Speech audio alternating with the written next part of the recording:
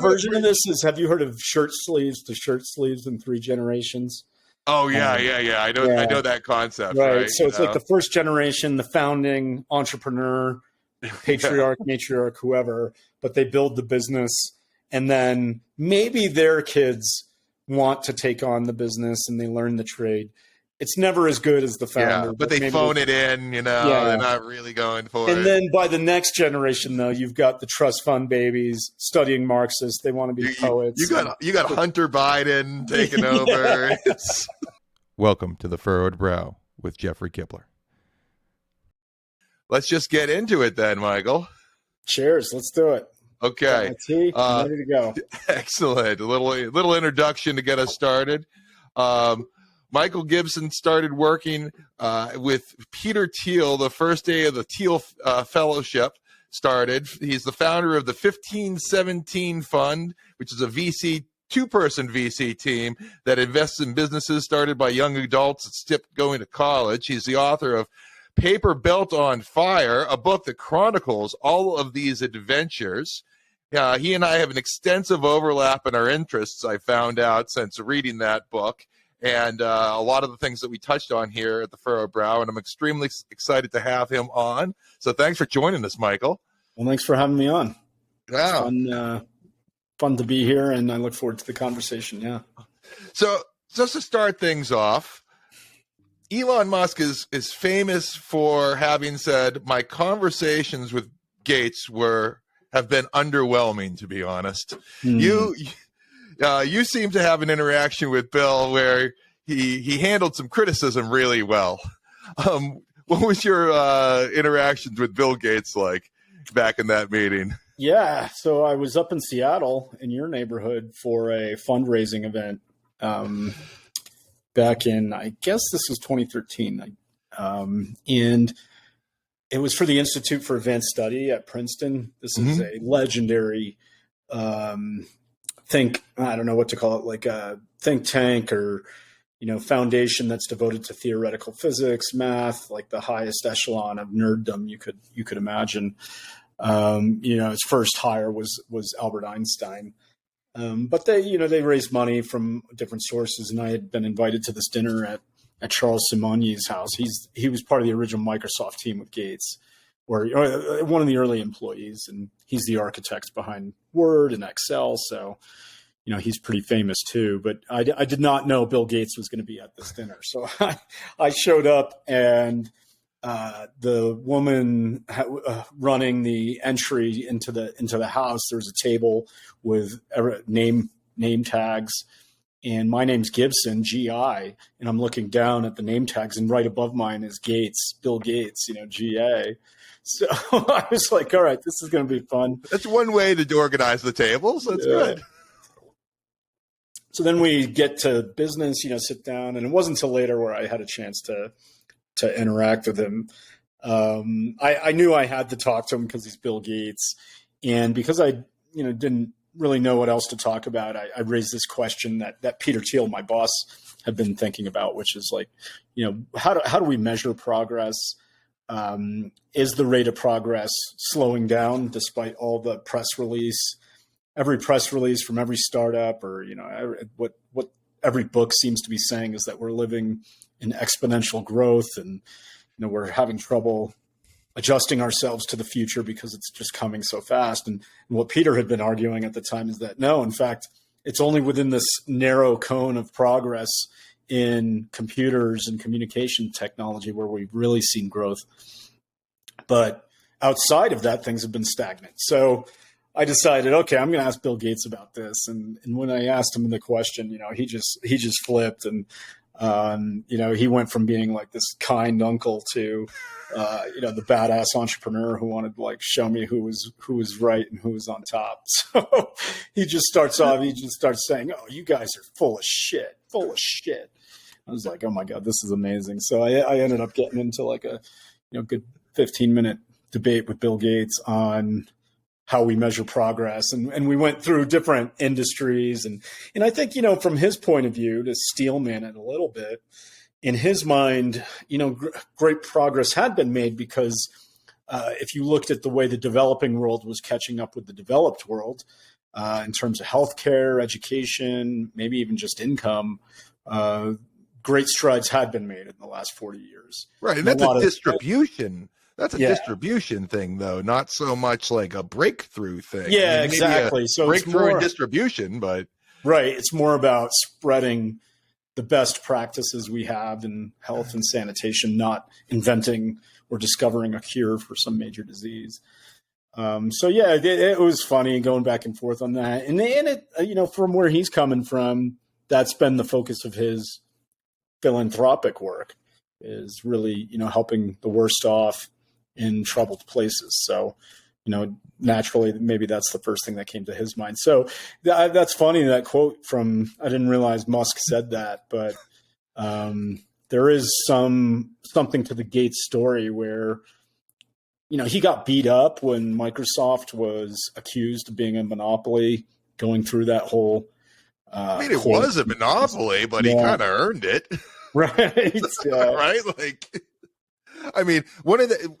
It's funny you mentioned monopoly, and one of the things that I love about Thiel in his commentary on businesses in 0 to 1 is that the goal of every business is to become a monopoly.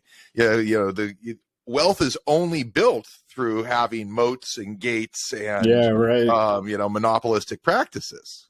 Yes, I think people misread Peter as saying monopolies are good no matter what. And I think what he's saying is that, these organic, naturally forming, market-based monopolies are, that's the goal of every great entrepreneur, but it's also the motivation that keeps the company going, is they need to make those profits. Whereas what he wasn't saying was we need state-enforced monopolies. Right. We need to protect people with laws or regulations in order to, prevent erect all these barriers to entry to prevent competition. That's not what Peter was saying. If you have a state-enforced monopoly, it's utilizing the state's monopoly of violence in order to create a monopoly of business practices. And as far as I'm aware, Bill Gates did not use violence to make Microsoft Windows the most dominant operating system in the world. And I think it was only, I forget when the case ended, but certainly within 2 or 3 years from that point, they had new competitors like Google in the mix. Yeah.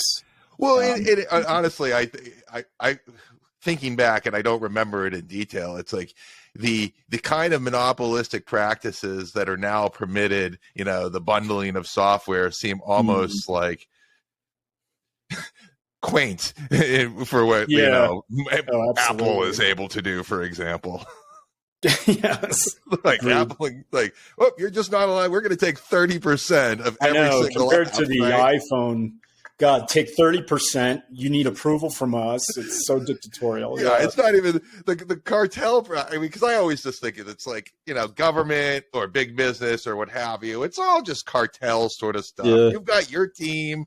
You create these boundaries. You try to enforce your power and your rules, and you negotiate that sort of among the other great powers or so to see who comes out on top. Yeah, and actually, I forgot to mention that my wife was actually who said I need to interview you and draw your attention to my book, because she wrote, and I'll link to this in the podcast episodes, because she wrote a substack on your thinking, tying it into. She's a scientist, tied it into the scientific thinking, and you ended up retweeting her back then. So that's kind of how we got to that, which is why I wanted to open with that. Interesting. So what are your thoughts on the stalling on progress of the whole of science and whatnot? And I also want to, if you could get to, I'm going to ask you about the thoughts on the singularity also, because I have a lot of, some of the smartest people I know are like big singularity believers, and I don't know, I don't think I buy it. And what's fascinating, I think, is the mania behind artificial intelligence is only getting stronger. Yeah. I used ChatGPT to write some of the questions for this. For the first time, I'm like, that's interesting. This stuff and give me some good questions for it. Okay, that's cool. So I was just in San Francisco, and I was taking coffee meetings face to face with people, and every single meeting these large language model, chat GPT type ideas came up. So it is hot and manic. And everyone, this one young man I talked to, he said, we're on the cusp of a scientific revolution because we're going to have these physicist chatbots making discoveries. And I was like, that's amazing. I think you're mad, but I love the energy and I love the vision. Was he doing crypto a few months ago? Term, but the general idea, of, in case people don't know, is that exponential progress, Moore's law. Eventually computers are going to become so powerful that we'll reach a point where they outstrip human intelligence, and then they become self-augmenting, self-improving machines so that they become super intelligent. And maybe at that point, if we're lucky, they'll understand our consciousness to the point where they can upload our minds to the hive, and we'll attain immortality that way. Or maybe they'll be so powerful that they destroy us or get rid of us, and who knows what.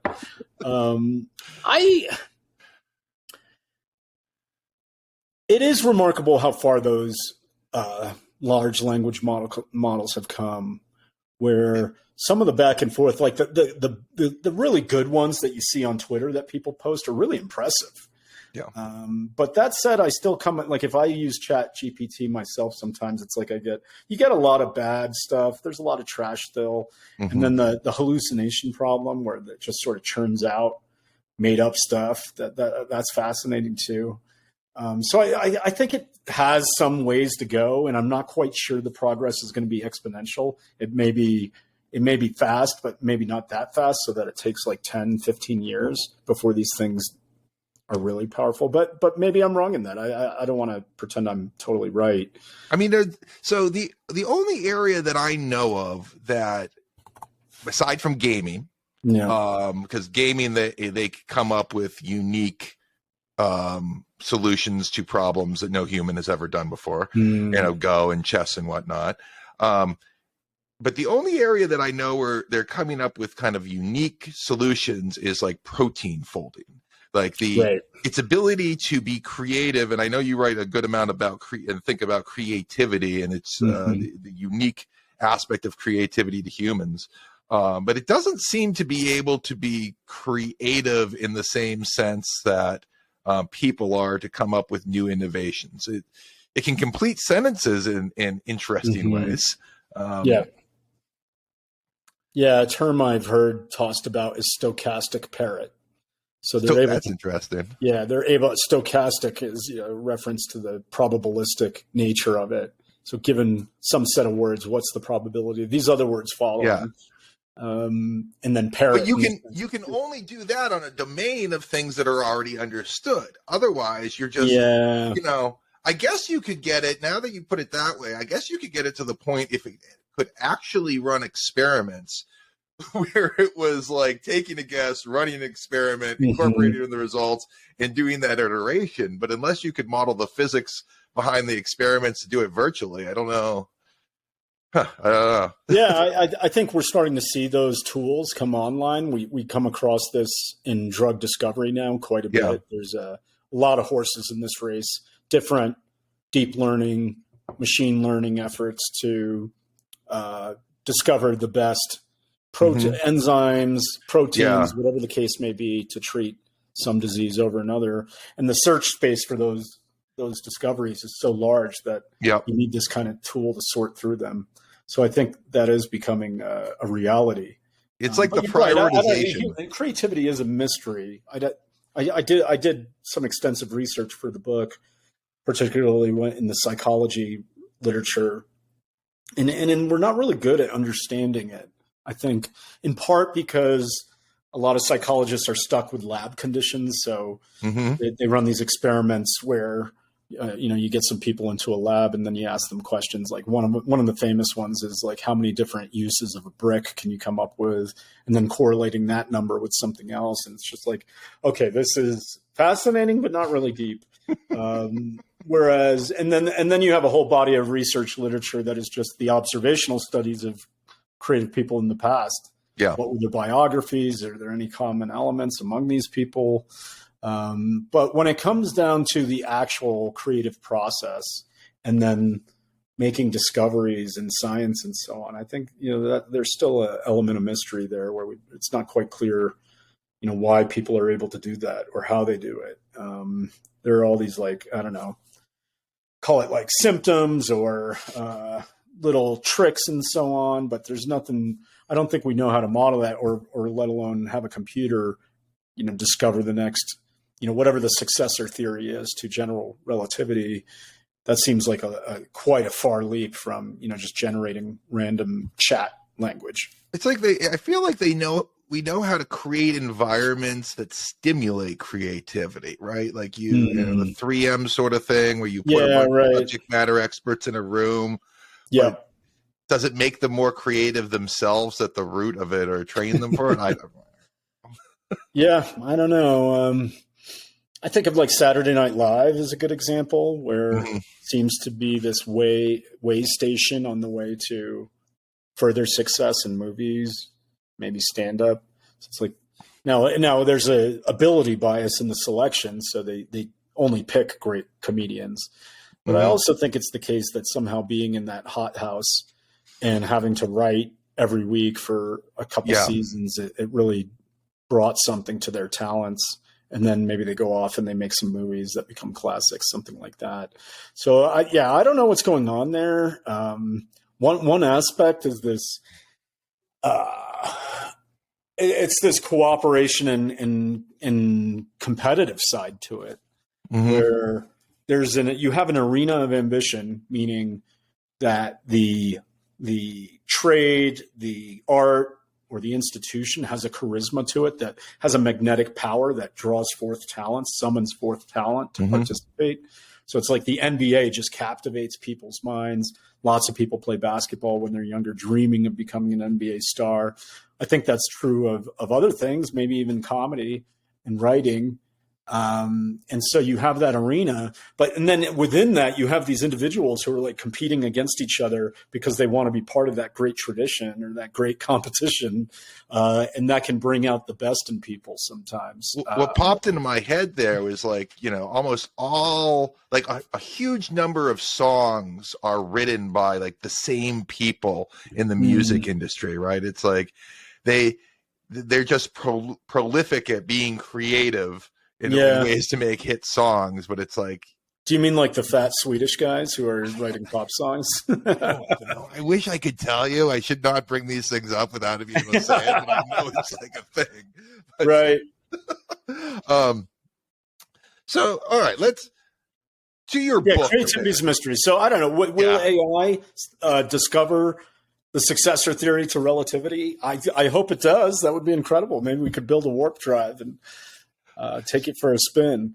Well, actually, before I move on to your books, I wanted to get to your book next. But do you think that science is stuck? I mean, I got a few. I won't go through all of them, but you've got Brett Weinstein in physics saying the evolutionary biology is in the doldrums, and we need newer paradigm.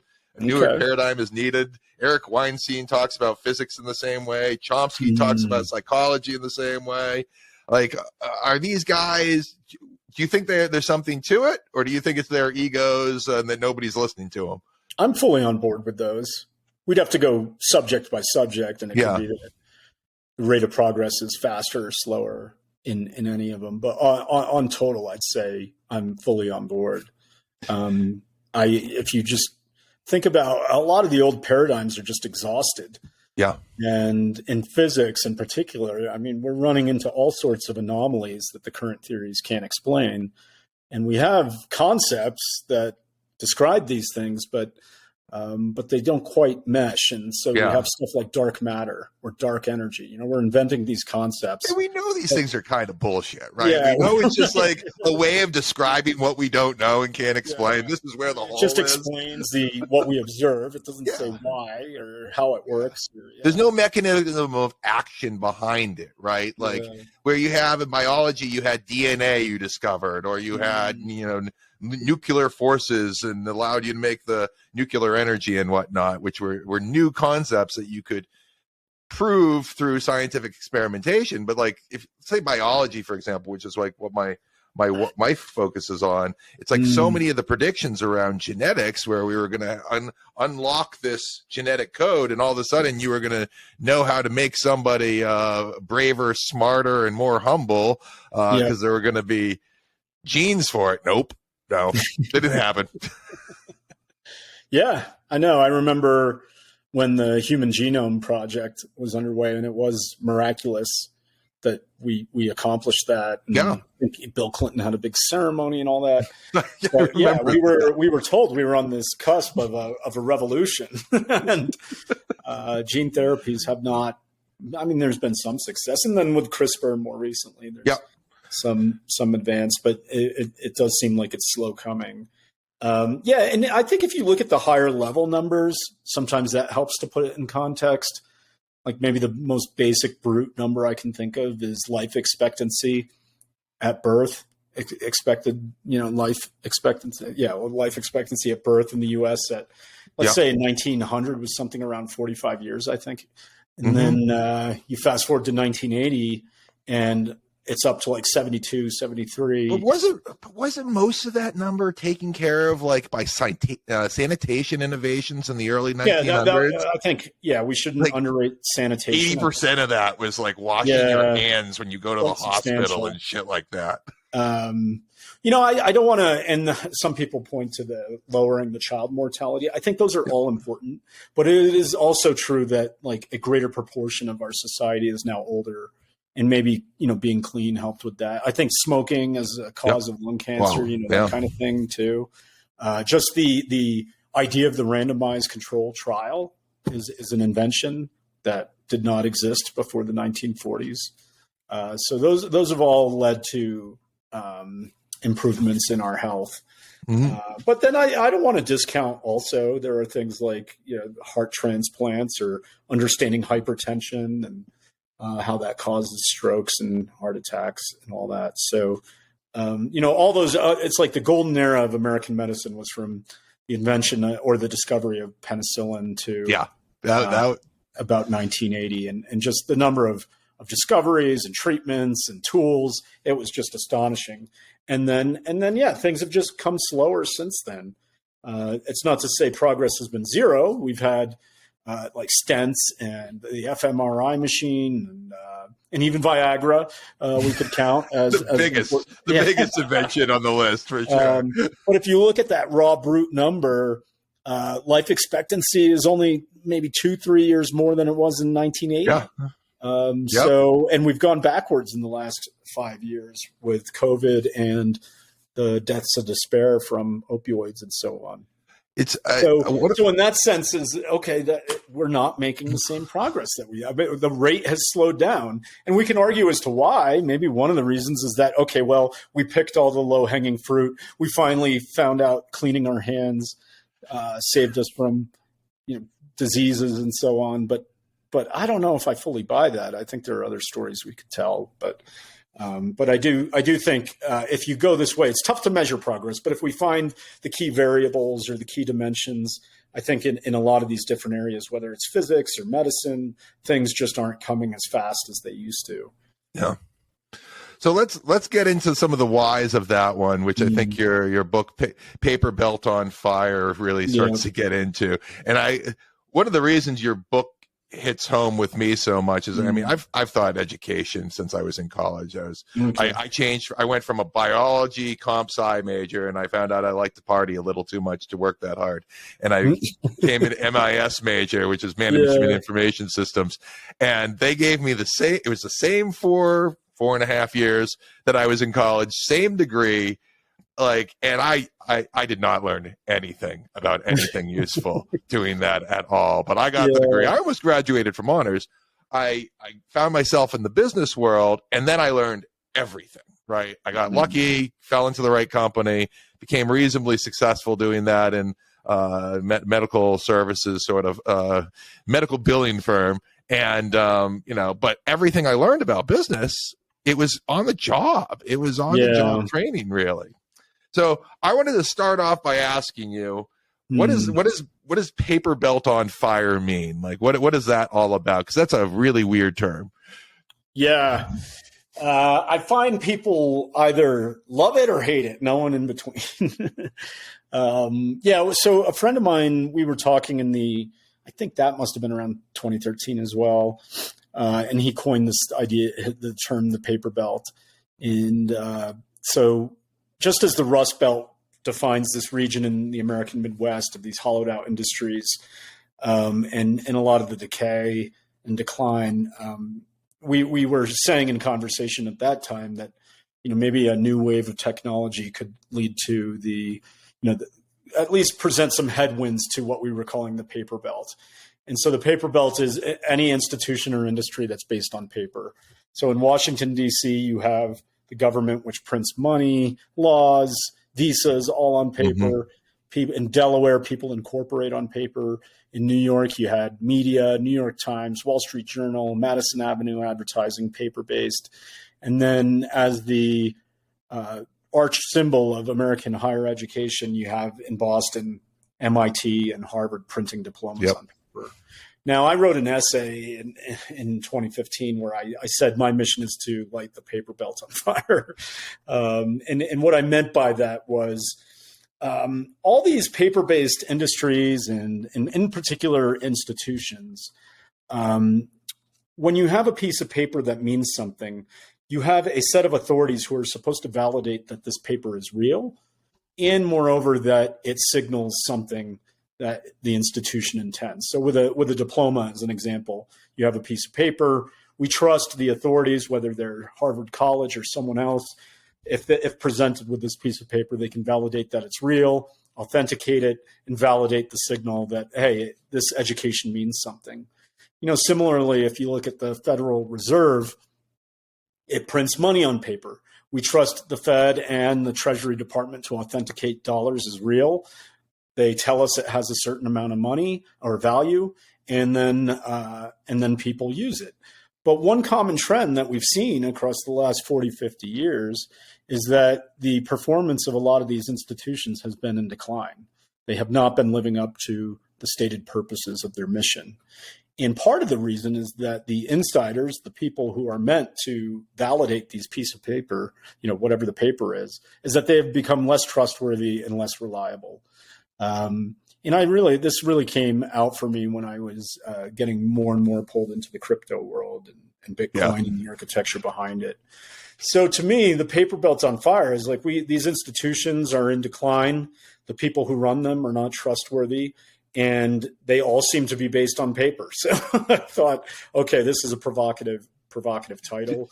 A lot of my work is centered on that diploma as an inadequate signal for the substance that these people say is behind it isn't quite there.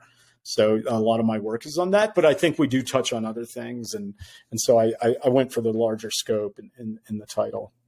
I know you talk about a lot about like the Nakamoto consensus in the book, and you talk about Ethereum, but I don't think I remember reading anything about like the 1971 where we got off the gold standard from that. Do you? And a lot of the crypto world says, "Hey, that shitty money."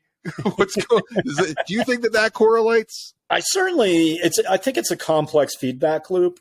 A few people have pointed this out to me that why didn't you, when in all the explanations for why things slowed down in 1971 or thereabouts, why didn't you point to Nixon taking us off the gold standard? And I do think it is part of it. What I mean by a feedback loop is my assumption is that as the improved standards of living, economic growth in the deepest, longest sense is all about innovation, technological progress. Some models are differ on this, but they all agree it's up there like 85% of all true long-term growth is driven by scientific and technological progress. The remainder is like just more people or machinery. So the ability to exploit resources from conquered nations, kind of thing, right? Right. So understanding how that works is important. And I think, certainly monetary policy feeds into that.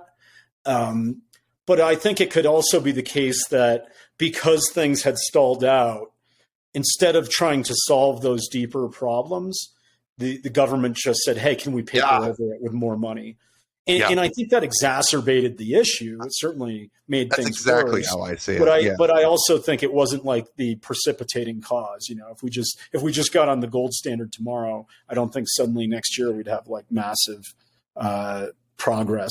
No. I think it would just accelerate a collapse where we would have to adjust to it. Right.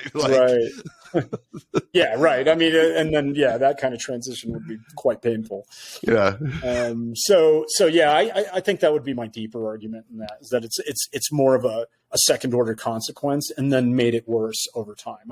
I do think like the story I would tell is that since that time, the government has done its best to hide the lack of progress. And they've done it by, going further and further into debt, printing more money. I think that's just, the options on the table that seem politically palatable to most politicians. So the paper belt is really just like the manufacturer of this element of trust that we're all supposed to agree upon for a society, and it's sort of weak. And it's like this. It's sort of like a prestige engine in a way. Like, how do you create this prestige that people buy into? And I love the fact that you're a Memetic Desire kind of guy, that you talk about that in the book. And and it's obviously, if it's a process of creating Memetic Desire. And, we all have Memetic Desire no matter what. It's just, what do you choose to focus on? So what do you think replaces the paper prestige engine? Like where do you what are you proposing as a substitute for it? Oh man, well, a frontal assault on the universities is quite difficult. So they're tied into some things I've heard. We can't take a bulldozer and flatten everything. That's not going to happen. So I think on the margin, it's going to take. There's this comment by Steve Martin that he talked about stand-up comedy, and his only advice to people was, you have to be so good they can't ignore you.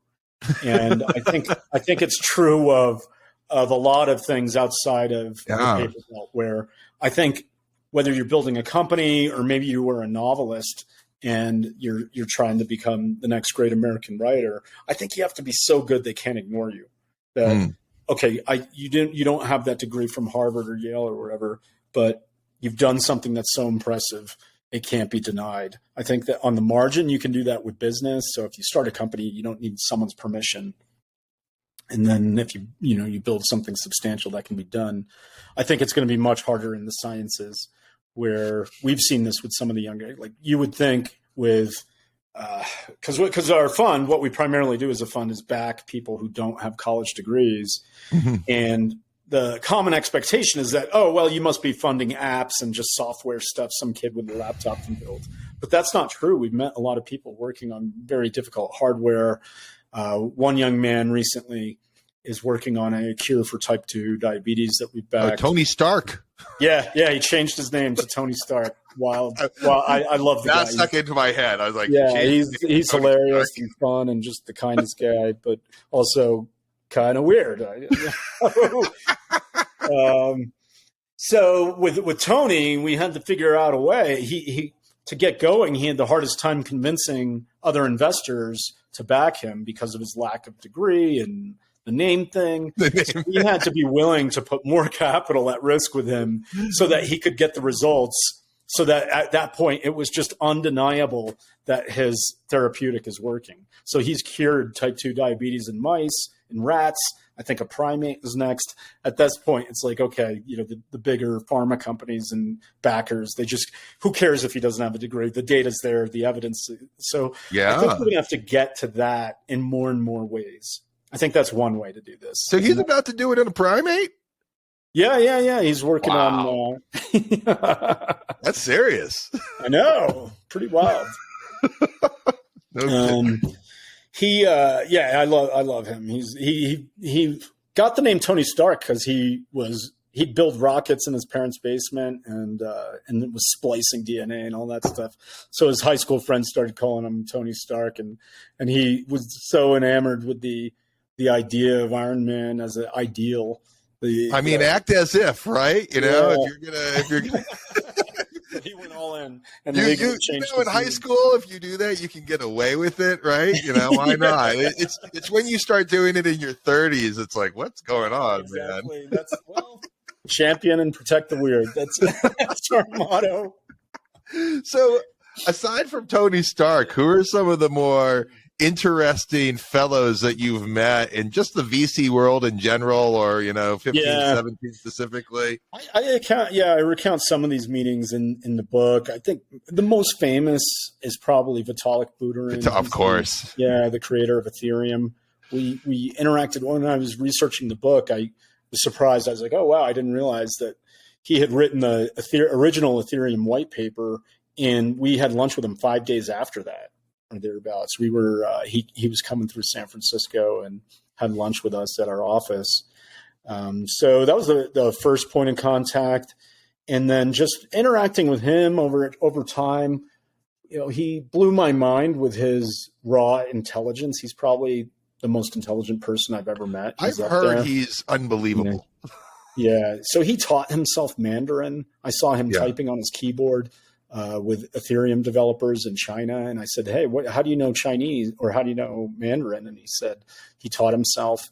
And that just, okay, this person is not like a typical student. So yeah. And then seeing, Ethereum wasn't destined for success. And especially in that lead up to the launch, there was a lot of team tension, and we tried our best to advise Vitalik through that stuff, but it's been wild to see him grow and where that's going.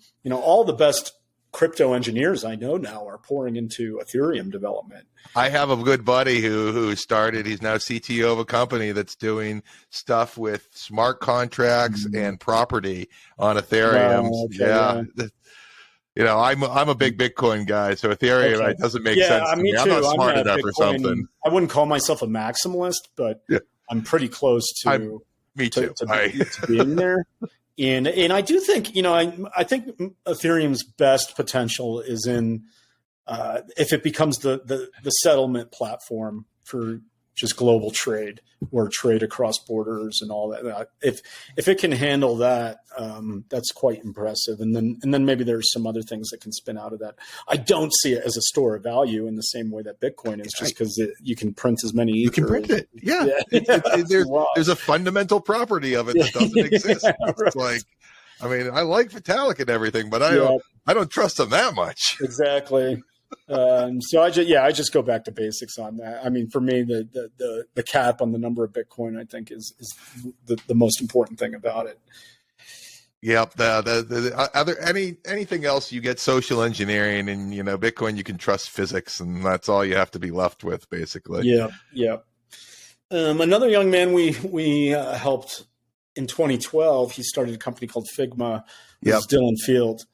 And Dillon is one of the kindest, nicest people I've ever met. I mean, he's a great example of nice guys don't finish last. And sort of the anti-Steve Jobs, too, in that sense. He's just like one of the nicest, kindest, sympathetic people I've ever met. So he made news, and his company did this last fall, because Adobe agreed to buy Figma for $20 billion. So quite substantial acquisition. And how many people worked at that company when... It was a pretty small firm, right? Now I don't know how many people. Well, when it got acquired. Yeah, I don't know. That's a great question. I'll have to look that up. I mean, even it was just 2 people when we backed it. Have you? So while you're looking that up, have you ever 350 employees? Wow. How many? 350. Oh yeah, 20 billion, 350. Wow, yeah. That's pretty not bad.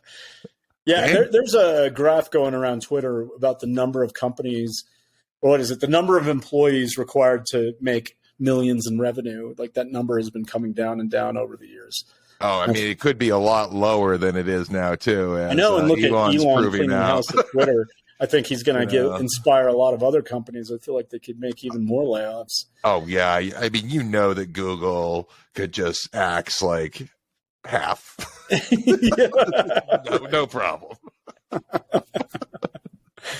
Yeah, Sorry, totally. Google guys, but you know it's true. Hey, have you ever read any Curtis Yarvin? Yeah, sure. Moldbug. I know Okay. Curtis. You know Curtis. Cool. I know Okay. Curtis. Yeah, I've Okay. read him and I know him. I first came across Curtis in 2008 or 9. Oh, you were early on the Some people Moldbug sent me thing. some of his blog posts. I've always found them to be way too long and verbose. I mean, he used all to the cut and words, paste. whether he's talking or writing, it's always Yes. too many Oh words. my It's God! Listen to a fascinating word. podcast with him on it. He can. I've speak watched in the number. paragraphs for hours. Yeah, and then he'll cut and paste, full books by Carlyle in a post, and I'm just like, I can't get through this, Curtis, please. So yeah, he was writing posts at, I think it was called Unqualified Reservations. Yep. For a long time. Then I met him in 2010. And he was just starting the early days of developing Urbit and the programming language it's based on. He actually worked with the Thiel Fellow. They had a big falling out in the early days, and that didn't go well. But yeah, so I've known Curtis for some time, and there's lots that I admire in him. What I admire most is actually how different I am from him, where I consider myself more of a libertarian individualist. And he is very, he's coming from the monarchic, right? Oh yeah. He's like, we need to restore the monarchy, divide everything up into fiefdoms. I've never been criticized from the monarchy, and so that was refreshing to meet someone who wanted to assert these strange beliefs. The one that stood out most to me was that in some sense, every citizen is a ward of the state, and we're only upset because our owner and the nation is just doing a bad job at cultivating our talents. But yeah. But if you leave the country, you're stealing property. He said, if you take your talents elsewhere. There's a big investment in you. So I don't know if he still believes that today. This is like a party conversation, and I was just like, "All right, Curtis, this is too crazy." I mean, in a zeitgeist of thinking, the Overton window is so small for so many people that man opens it up. Yes, very much so. Yeah, that's true. And he was early on board. One thing I will agree with him on is, if we had a competitive system of governance where, like Europe in the old days, where you had all these different kingdoms and enclaves and frontier city-states, is that if in some sense people were competing for citizens, then that would discipline the monarch or the tyrant in the same way that Apple is run by a tyrant today. Yep. We don't call them that. They're called CEOs, but they have tremendous power.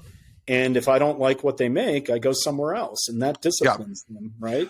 So I do think Curtis is right, is that maybe we are, as a society, like one of the strong points he makes is just his criticisms of democracy. I think people are blinded by democratic fundamentalism, and they think that's everything. But really, maybe this like competitive nature of governance could be even more powerful than democracy. Yeah, he was definitely the first person that made me go, oh, yeah, democracy doesn't really work. We're clearly some sort of hybrid system right now of like kind of democracy, elements of fascism, with somehow communist tendencies. I don't know how it all gets mixed together, but it really... I agree. And then maybe this third most powerful insight is this idea of the cathedral. So that's the pinnacle of his thinking, in my opinion. Yeah, where even though the New York Times and the State Department aren't the same organization, they sure as hell act as if they are. Right. And the people who work there and so on are power seekers and exercise that power of the regime. So I think that was important, and I think it comes out with as we compare ourselves more and more with China, and we can be terrified by their social credit system or their surveillance. But reflected on the United States, the cathedral is operating in similar ways, just in a decentralized fashion, where there's no centralized credit score, but boy, you could be canceled pretty quick for not living up to those civil standards. And then And then, yeah, likewise, as we were saying, like it's just they seem a lot of these institutions act in a way such that you think they're operating as one. And it's very hard. I mean, the obfuscation of how much is centralized versus decentralized that's the big mystery to me. It's like it seems like it's a centralized, puppet master, but it doesn't. At the same time, people seem to be operating independently as well. And the biggest finding out of the Twitter files was confirming this. Well, and even now, like with the whole COVID lab leak thing, right? You have the Department of Energy comes out with, it came from the lab, and all of a sudden the FBI comes out, it came from the lab, and you've got the New York Times, the Washington Post, you've got the late night TV shows, talk shows going, well, we can't really believe this. What do we mean? Are we sure? They're saying it's a low probability, but it's like now they're starting this little infighting between like which of these organs of this apparatus is going to like get the ball and run with it, and this going to become like the new Overton window of like the cathedral, as they say. Yeah, there are cracks in the edifice, but it is remarkable. Prior to this year, maybe prior to let's say Elon buying Twitter. How solid that position was with the lab leak. Now it's coming out that like all these people were pulling strings in the background. Fauci was writing emails. We have the emails now. We've got the direct directives to the technology companies on what to say and what narratives are okay. So I don't care if there's no American Communist Party. They're still acting as if there is one. So even if it doesn't exist in name. It does for sure, in action, and that is very troubling.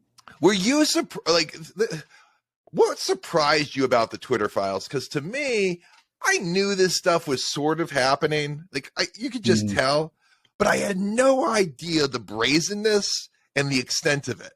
I thought maybe a little bit. I thought like a modicum, but it was no. Everybody knew who was on the inside, and they were trying to open the fire hose as wide as they had time for. Yeah, I did not expect to see emails directly from government authorities to Twitter. And then I did not expect the incestuous nature of these things. So I didn't expect that like former FBI agents would be hired at Twitter and then in charge of managing something too. In charge of the legal department. Yeah. So to me, those are the two biggest surprises, I think, out of that. I was blown away by it. And then you had like Yoel Roth. He's the most interesting character on that whole thing to me. Like he's testified in front of Congress, and like I don't remember the details, but it's like I get the impression that somebody's had a conversation with this guy, and he's realized his only option now is to toe the party line.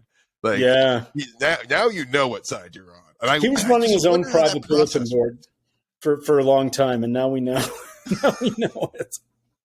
And you had all those weird writings, like his thesis in college. Oh man, I know that's right. That stuff I'd forgotten about it. So if it happened at Twitter, there's no reason to believe it wasn't happening at Facebook. Of course, it's happening at Google. Of course, it's happening. Microsoft is the most utilized piece of software in the United States government. Right. What I would love to unearth and to see are the emails at Google and YouTube when what was the name of the guy who got fired for saying men and women were different?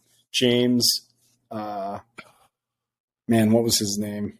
There's James Lindsay from COVID or something. James Lindsay is the guy who's always on that.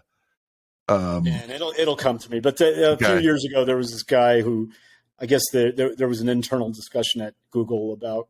Oh, the Google guy, James Damore. James Damore, that's it. Yeah, that there are psychological differences. So I would love to now, if we could unearth the emails going back and forth about whether this guy should be fired. And I wonder, would it be funny if sure enough, we discover there are emails coming from, the FBI or Washington, right? Yeah, saying, "Oh, here's what we think here." That's the same shit that they canned Larry Summers from Harvard. Oh yeah, right. Remember that? That was like if Larry Summers can't weather that 2005 or 4. That was a long time. Yeah, that was the canary. You know, that was like, but they took out Larry Summers. Than it was. I mean, I remember being blown away by that. And like, how do you take down the president of Harvard, who is like huge, big wig, you know, even beyond that, for those kind of comments? And like, how did James Damore think he was going to survive that after that too? You can read the history. Totally. Oh, you're right. man. But you're in 2005. I mean, maybe it would be interesting to track the origin, development of these ideas in the academy, how they spread. Oh, yeah. Within the academy. That was probably the first sign around then. I mean, there were in the 90s, you had stuff too, but that was a high profile case. And then by the teens, I mean, now like so many departments in colleges have just become madrasas for woke fundamentalism, or, you know, this equity, diversity stuff. And it's just this is the real neo-communism. Yeah, shit. it is the kiss of death of creativity. Oh, yeah. Yeah, you know, it went from, you know, women want to be equal to men to women are equivalent to men to men can become women and women can become men. I'm like, when did this happen? Right. To this person is capable of bearing babies. To you can't just say she's a woman. My favorite is like, what like not all women have periods or something like that. Yeah. It's like it is a truly Orwellian world we're in these days. Oh, it's Brave New. It's like this weird mashup between like Brave New World in 1984. Yep. And what's and so that last part is like, when did these ideas? It's in the teens, and why I don't know, but they, like, suddenly did leave the academy and entered into the human resource departments at all these companies. It's within the last decade and a half. It did not these things weren't like, I remember maybe a little over a decade ago, I had an employee that shared with me, you know, she was a lesbian, and we were good. We were friends, you know. She had a wife that became her husband, and like, okay, whatever. And like, she had shared with me the gingerbread gender, you know, diagram. I don't know. Like, I'm just like, I didn't know fucking, this is all new to me. You know, this is, I don't know what that is. What is the gingerbread diagram? I had to start thinking about things and considering things that had never, ever crossed my mind. And it seemed completely innocuous to me at the time. Yep. Fast forward to the 2020s, and it's like this. I'm finding out this shit is being put into school for kindergarteners. Oh my God! Right? Yeah. And it's like there's UN. UNESCO has this kind of stuff in their planning documents on how schools should be instructed. Yeah. Department of Ed in the U.S. is now pushing this stuff. It completely, and you've got a Health and Human Services secretary, or I don't think it's like Levine, whatever her name, Rachel Levine. Yeah. It's like, where did this all come from?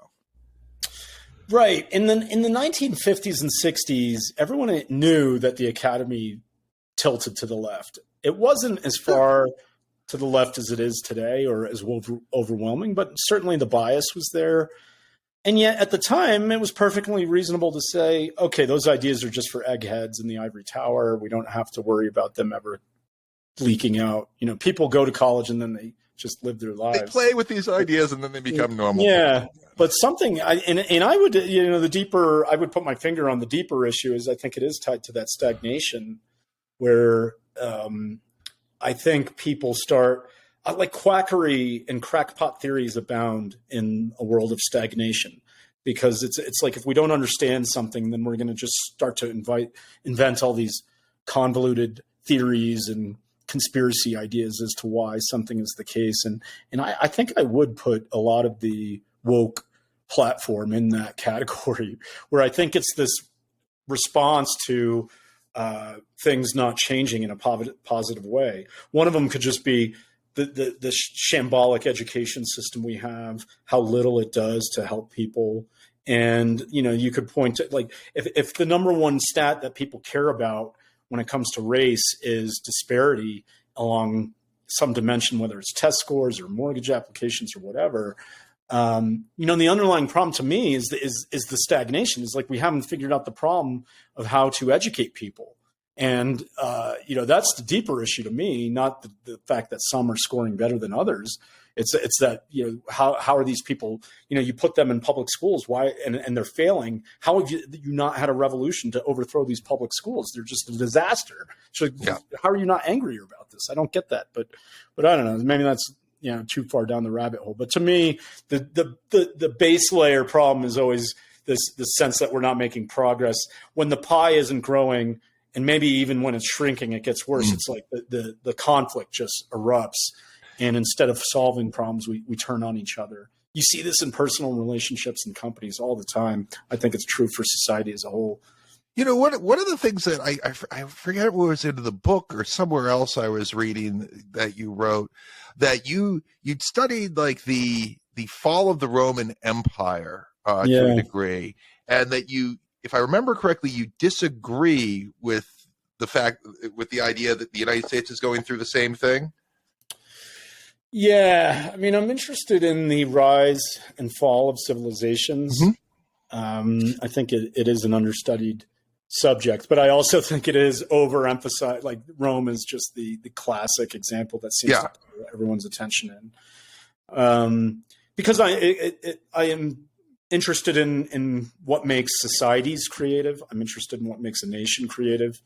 What makes the same nation less creative than it used to be, right? Yeah. Those are all big questions. And then I'm interested in individuals and groups as well. So it's like in effect, I wanted the book to telescope out where, starting with individuals and people we work with, or to creative clusters like Silicon Valley, San Francisco, to America as a whole. I think we need to investigate these problems because we certainly don't know how to create these things. They seem to just be miraculous, these creative clusters, or even like a golden age for a nation. The one thing we know how to do is destroy them. And that has been, sad to see in Silicon Valley. But when it comes to Rome and some of the other examples, I mean, that's the first place we have to look is, okay, what happened in these situations where, what were the major changes that led to the decline? And where I think I differ from most people on Rome is that I do think the pinnacle of Roman civilization was the Republic. Mm-hmm. And then when the Republic, ended and the empire was born, I think that was a major shift. And even though they maintained power throughout the Mediterranean and Europe, much of their creativity dried up. And so it is a very curious miracle that the empire lasted for as long as it did, another 300 years or plus. But I do think its creative fires were not as strong as they were when they were more. So Rome was maintaining its reach and its influence outside its home sphere. But what you're suggesting is that the creativity, the innovation, and the things that built Rome were much lesser during that time than it was on. When you look at their arts, that. All the great writers we study are pretty much from that period, right at the end of the Republic into the first, let's call it, century of the empire. All from Virgil to Horace to the poets. If you think of Seneca and Cicero, mm-hmm. I mean, these figures are all at that turning point. And then if I think of the statesmen and so on, Cato, whoever, they're all from the previous era. Mm-hmm. Whereas after that, you do have some emperors who seem to be quite competent. Maybe they were always great civil engineers. They were great military tacticians and empire builders. They could certainly run an empire, but you don't see many they never made their way in the sciences. Certainly, as compared to the Greeks or even the Egyptians, for that matter, where the Romans were not good at math. outside of their engineering. It wasn't something they made great advances in. And that could have been just a function of the Roman numeral system, interestingly enough. It's like, it's really tough to compute things in the Roman. It's a long way of writing some numbers out. But yeah, if you go through math and science and other arts, it's like they did not flourish the way, let's say, Athens had, or even, you know, a lot of the Greek city-states taken together. So I am, you know, there's something where, I don't know what it is, especially among younger men, they just love the power of the Roman Empire and the majesty of it. Yeah. But I tend to see it as a lot like China, where, okay, it is powerful and they have made advances, but it's not a place I would want to live. And if it was the only place, okay, I would live there if I had no other choice. But I would rather, I think I would have preferred to live somewhere else, to be honest, at the time, just for these reasons. And then they just were not welcoming to innovation. There are some stories, it's apocryphal, but there's some story about a glassmaker who brought his new strong glass to the emperor. And when he presented it, the emperor said, well, is this going to put all the other glass makers out of business? And the guy said, yeah. And so he had the guy killed. So that is a pretty sad story. I mean, it speaks to the lack of, you know, you're not going to see people invent new things if you're discouraging them to that degree. So I don't know. I don't want to go too far down a Roman rabbit hole. I do push back just because it seems to be there's this glory of Rome that people are attracted to, and I tend to think that the West is comprised more of Jerusalem and Athens than it is of Rome. I would say Jerusalem, Athens, and London. I'll take the common law over the Roman law any day. Huh. Okay. So with you were an actor before you started with the Thiel, working with Peter Thiel and whatnot. You were like an academic, right? I forget. I do have a background in the classics. I did, even, and that came out. And what I was just saying came out in my studies, where I much preferred the Greek to the Latin, both in the literature, philosophy, in the philosophy, and other things. And so, yeah, I thought I was going to be a professor of philosophy. Studied ancient philosophy, but also moral and political philosophy. And I realized I didn't want to be a professor. I wanted to be a writer.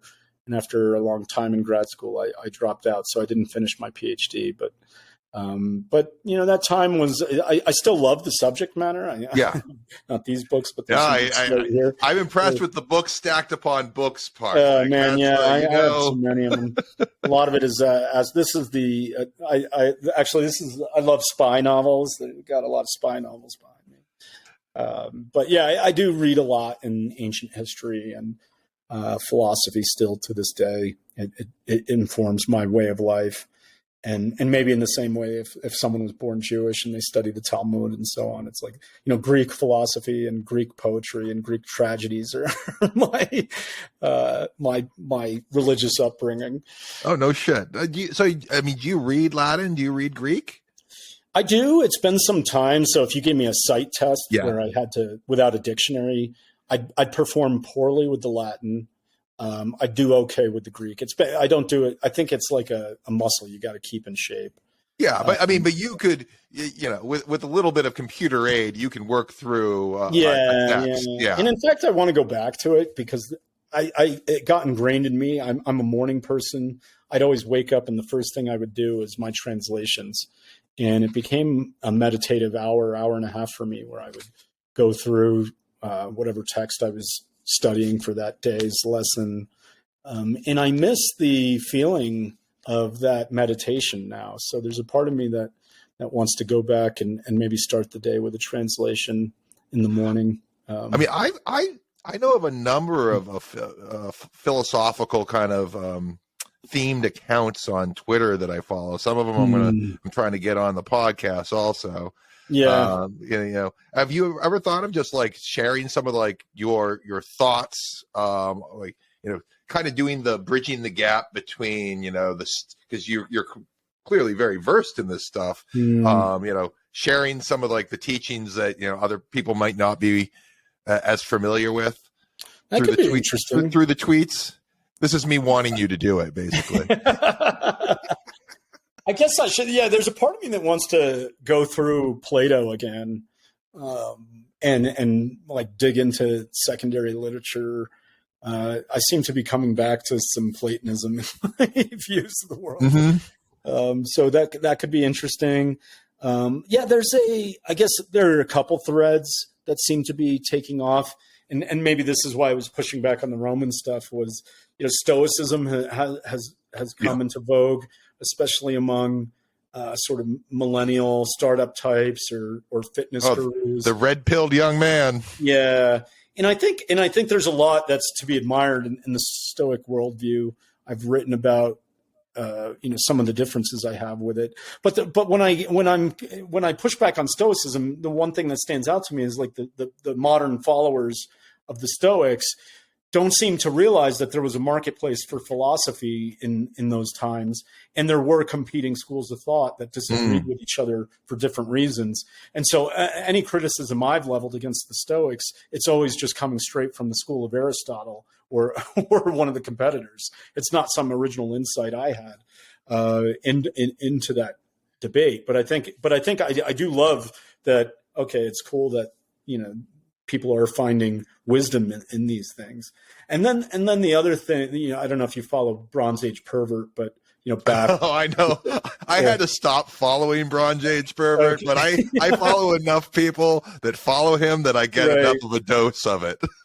Yeah. And I think he's hilarious. I think he's over the top. I think he's insane.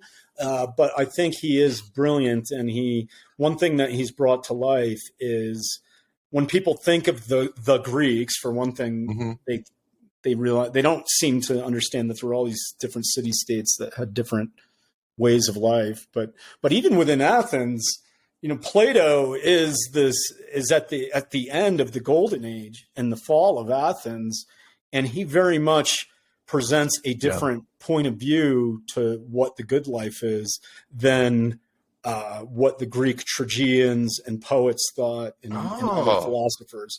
And so and Nietzsche was the primary channeler of this distinction in his hatred of Plato and Socrates even at times. And I think one thing BAP has done well is channel that energy some more, which is that there's more to ancient Greek philosophy than Plato.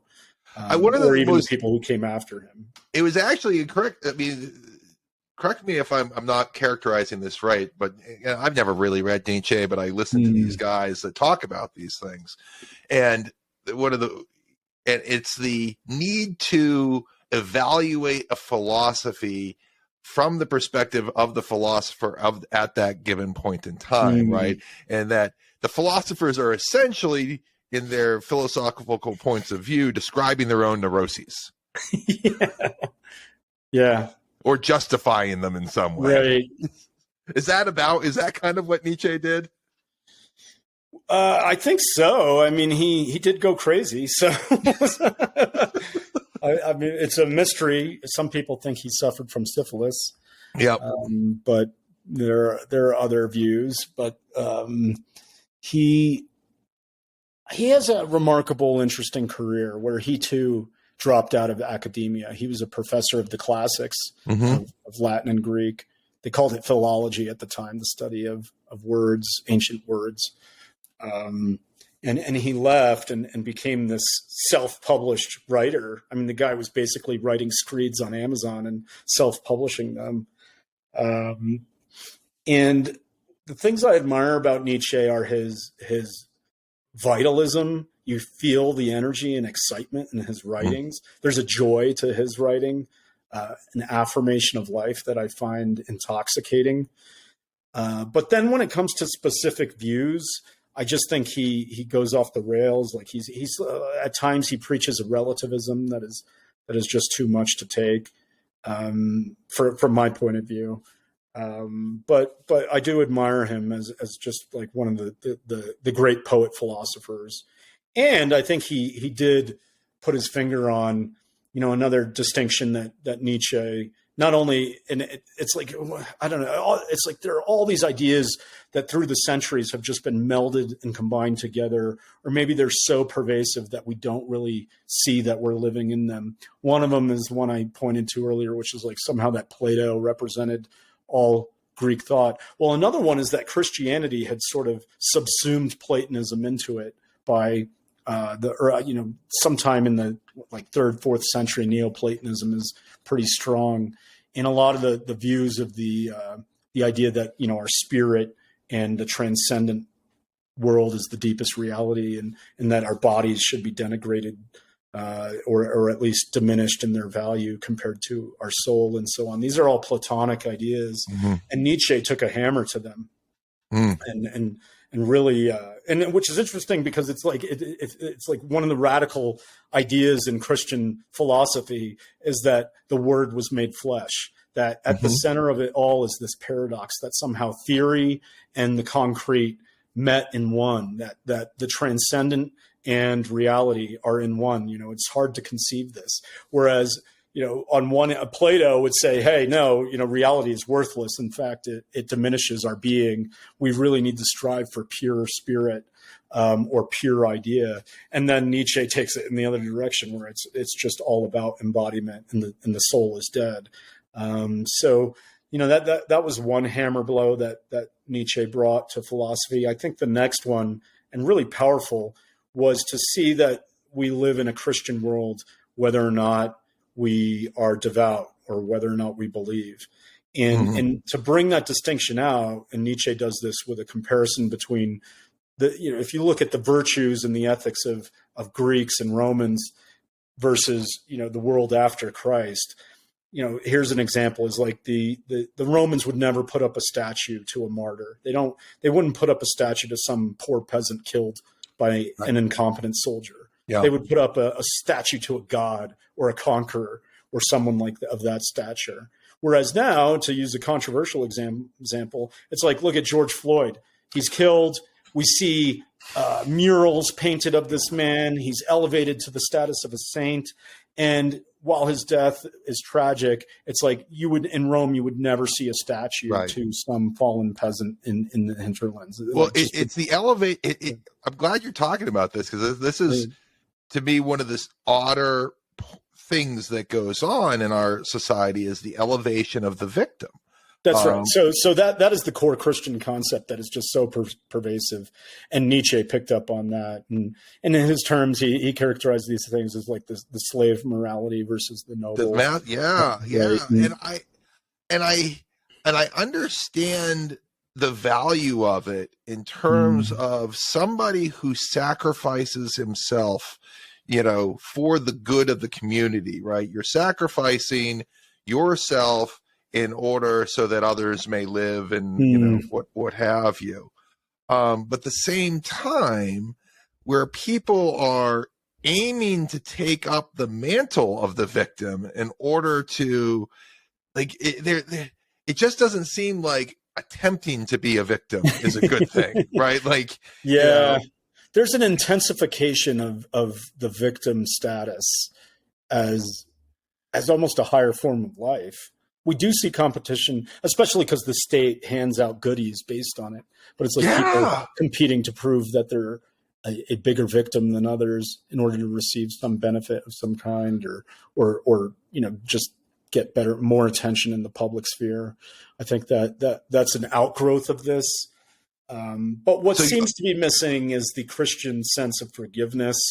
That's not part of this. And then. The victimhood and the vengeance going together, right? It's like Christ was all forgiving and and he got. If you don't honor this victim, you should be a victim. I don't. That next step is. The next step behind this is like the whole "let's go burn down a city" thing is probably not the natural evolution of it. You've got to. Right. And I don't know. It's interesting. Like, why? So Nietzsche famously announced in the 19th century that God was dead, right? We do not have enough blood in the world to wash our hands, or something to that effect. Yes, precisely. Yes. Yeah, I think that's it. And so what happens after that? Well, in a Christian world, what happens is the star dies, but the light carries on for a number of years. And so there are all these practices and, ways of interacting and beliefs that have the vestiges of Christian morality, but they have nothing to base it on. And I feel like in the 19th century, we saw in Russia, for instance, the nihilists movement. And if you thought God was dead and you were an atheist, it's like, I get you could transition into nihilism. More probably you move to hedonism, where it's some kind of live for the moment. What's odd, I think, in Europe and in America is that when God dies and you retain the vestiges of Christian morality, instead you move to communism. And so communist Russia became this intensified version of glorifying the victim and killing and destroying anyone who didn't agree. But then I think woke and some of these other things could be characterized the same way, in the sense of that, again, it's the focus on some kind of victim, but it has this like tenacious punishing quality to it, which stands in contrast to, I think, Chinese communism. So they don't have the legacy of Christianity. And so maybe this could be why Chinese communism is different from Soviet communism or other examples, because they're not grappling with the legacy of Christian morality. They're just, it's more Confucian and collectivist to begin with. So maybe in that sense, it could be more fascist in orientation. But it does seem to be a different animal than the Soviets. We've gone down a rabbit hole. This is way off script, but I love it. Okay, so I try to resolve these ideas in my mind. Like all of this stuff that you're talking about, it's like, it fascinates me. And one of the ways I've tried to resolve this idea of, how, you want to be like Christ, you want to be sacrificing for your community and whatnot, right? And so you end up with, so what does a person consist of? And I've started to think of it as like two kind of fundamental elements. You have your genes, your genetic code, and your memes, like your memetic code, right? And if you've ever heard the expression, people don't have ideas, ideas have people. Yeah. I think about it that way, where like the memes and the genes, they use us as vehicles to spread themselves. And the genes and the memes have different fitness properties in different environments, right? And that through the industrial age, we have alleviated the environmental pressures that would otherwise eliminate lots of different versions of genes and memes, specifically memes, because the ideas have gotten out of hand, and ideas that you would have otherwise gotten you killed through hundreds and thousands of years are now allowed to survive and flourish and get on. Yeah. And I feel like that we are living through some sort of manifestation of that, where we've taken this meme of the elevation of the victim, and we've extrapolated it to all these different victims to raise them up and put them on a pedestal. And it's going to keep happening up until the point where there's some sort of pressure to get rid of those ideas. Yeah, that's interesting. I've heard the term luxury beliefs to describe some of this. That would be another way of putting it, I think. Yeah, that you can fill your mind with so many falsehoods, but they don't meet the test of hitting the pavement or making contact with reality. So they're not directly refuted, or you could get by, living on these falsehoods. I think that, there's some truth to that, huh? That we've become so wealthy and successful that now our own success is turning on us, where people are choosing to live in their own fantasy world. And there's no environmental pressures to stop them, right? Right.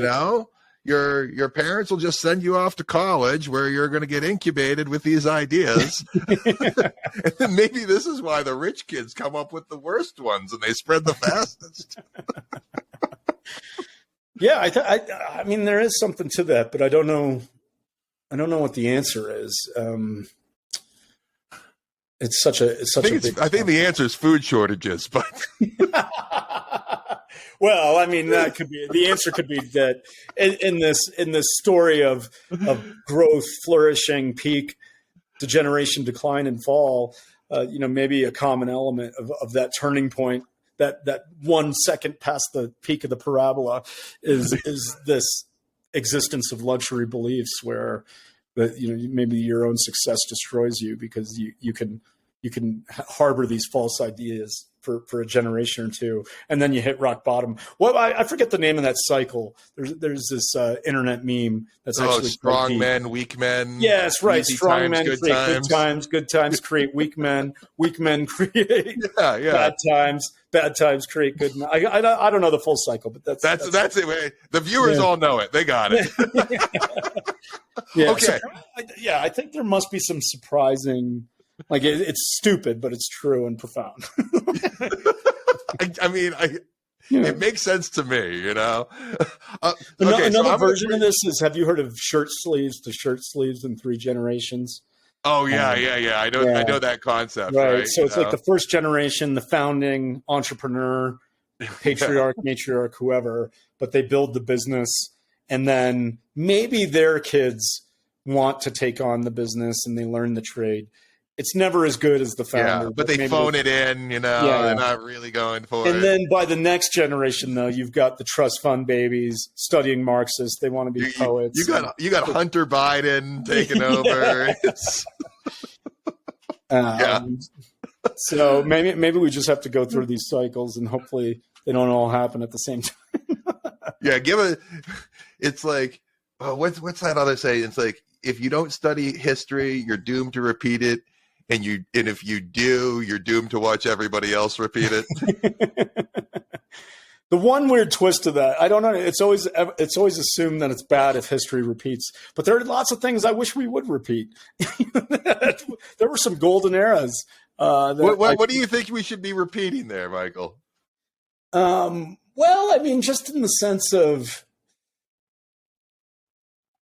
I like when I look around at a lot of these institutions and a lot of the constraints, I feel like, when I think about, let's say, America from the end of the Civil War to World War I, just a tremendously creative and energetic place. In my mind, there was a lot right about the law and the government at that time. I mean, there were bad things, certainly, like Jim Crow and Reconstruction, but like by and large, America just shot forward as the leading edge of technology and science in that time. You had those independent inventors like Edison, Tesla, and so on. So I think, wouldn't it be? It's like if we could somehow. That was the age of great men in many ways. For America. Right. So if we could bring back the underlying laws and conditions to some of that, a frontier to explore, expand into. Yeah. Right. Or even just like, take a golden era. It could be like Elizabethan London drama. It's like, oh my God, what a flourishing moment. Or philosophy in Athens in the 420s, 410s, and or drama. Then I don't know. There were these flourishings and great moments in the history of literature, art, philosophy. I would love to recreate whatever produced those, but I don't think we know how to do that. You don't think that's happening on Instagram and TikTok? It could be. Someone made this controversial tweet, I think, where they were saying people like Bap and Curtis, and there was this guy from the late 2000s in the manosphere named Royce. He was vicious. This guy was a pickup artist, and he just he could like put down anyone with the greatest comedy. It was laugh out loud funny. And the tweet I saw was claiming like these people in 100 years are going to be looked back on as like the great philosophers of the 2010s and 2020s. So I don't know. Maybe that could be true. Hey, I said Instagram and TikTok. I did not include Twitter in that. Okay. Actually, as I understand it, there's a controversy in the world of poetry right now because you have these people on Instagram who are becoming famous poets. They just write 4 or 5 line poems. They put them in in beautiful places, and they get millions of followers, and then they'll publish a book of their poetry, and they might even sell 100,000 copies. It's So outrageous. how is this controversial? Well, because the established, The establishment, gatekeepers. the MFA to New York City line of poets, just can't handle that these people are this successful, and so they denigrate it by calling, this isn't poetry. This is. Those are the same people that elevated an artist who shit in a can, right? Yes, exactly. Yes. And so if we talk about, declining institutions, I think art is in decline, mainly because we can't trust the insiders. Except for money laundering, Hunter Biden has really knocked that one out of the park. It's a Ponzi scheme getting the insiders rich, but they're telling us these things are masterpieces. I think we should scratch our heads and say, really? I don't. The art world, like when they started to get away with like, it doesn't have to be beautiful or good, nice to look at. Like, I'm like, really? That's, Yeah. Architecture, art, the 20th century was just an awful period in these domains. Music. I love rock, jazz, blues. I think that was quite wonderful, but the decline of, let's say, the classical music is a pretty sad story. Similar to sculpture or architecture, we could, or painting. Like all these arts turned in on themselves and became games that no one, really cared about. They lost. When you have like music artists that were literal prostitutes that would drug and steal from their victims as like their origin story. This is like Nicki Minaj, I think. I could be getting this wrong. It's like, I think something's gone wrong, and like they're on TV, like on MTV, or we're doing reward shows. It's like, right. I don't know, maybe we've gone off track a little bit. Yeah. So I want to bring this back to my script a little. Okay, yeah. Let's get back to ChatGPT's questions. We've been unpredictable. I was joking about like we're going to sort out these incorrect ideas with a little Feynman, but I had a plan for that comment to where to go with it. Oh, okay, let's go with it. Because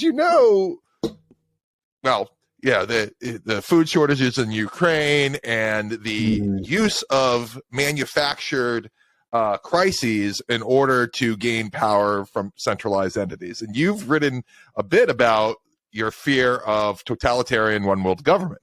And I thought I would ask you how do you think that is going? Like, do you think that that's like a formalized plan? Is it sort of a decentralized thing? Where are we in this process? What are your thoughts? Wow, that's great. And in light of what we said earlier about the cathedral, maybe I should revise my understanding of this gravitation towards one world government.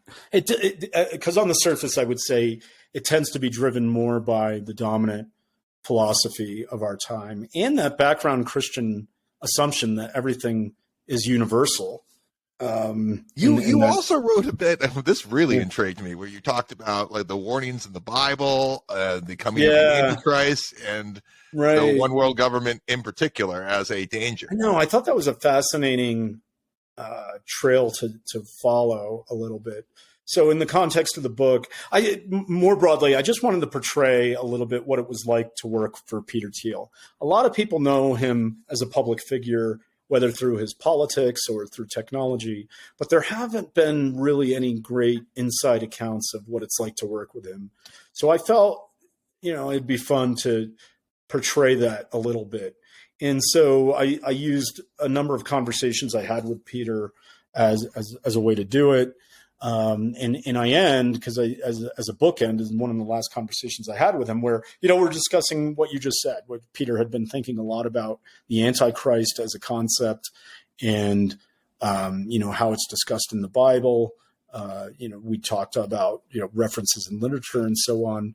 And one of the interesting things is that the Antichrist is often portrayed as like the catchphrase of the Antichrist is always security and peace or safety and peace, and the idea isn't so much like this battle between good and evil, Satan and God, or Satan and Christ.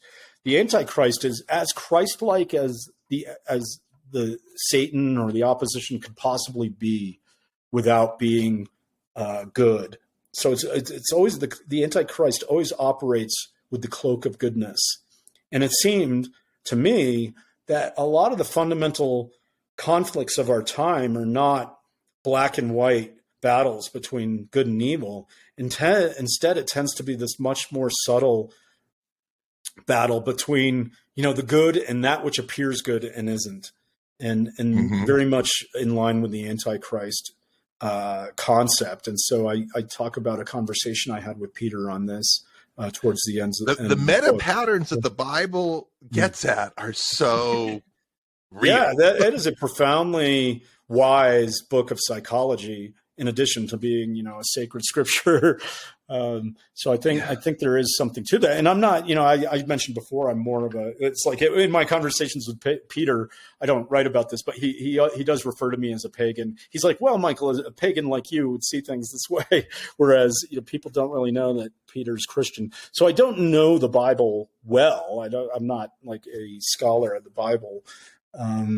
But it is interesting that concept exists in the belief system, and to me, the idea of one world government that seems to be driving along these lines, where a lot of the reasons to form one world government are often done in the name of peace and security. Top of the list could be the end of war, but it's also other things like how do we prevent nuclear exchange or nuclear terrorism, or maybe bioterrorism. How are we going to prevent? How are we going to keep everyone safe in a world where COVID could be invented in anyone's basement? And often the response today is, well, we need one world government to regulate these things. And perhaps paramount nowadays, where you see this the most, is the use of climate change as a lever of gaining power in this respect, that we can't possibly let each country decide how they're going to manage their economies. We need one world government to set the standards and regulations for all industry and so on. So in that sense, it very much does feel like the Antichrist at work, where, in the name of peace and security, we could be walking into a very dangerous situation. Totalitarian governments killed over 100 million people in the 20th century. I think they could possibly kill more in the next. And if one world government was formed, perhaps it would start as a very benevolent government, maybe democratic representative government. But if it did flip to totalitarian, then there's no escape valve to leave from, and then we're in deep trouble. So I do think when we think about the existential risks of the world, I think we do have to weigh in the balance. Like, well, if the solution you have on hand is one world government, that could be stepping towards an even greater threat to humanity. Yeah, I think you need to maintain, to bring this idea back to memetic variation, you need to be able to maintain different cultural versions of good ideas to incubate and sort of come up with different variations. Like when you start getting into this like monoculture thing, particularly where the monoculture is like everything is acceptable. Yeah, you end up with some very weird, bad shit, right? Like and that's what I end up being most concerned of from the idea front, right?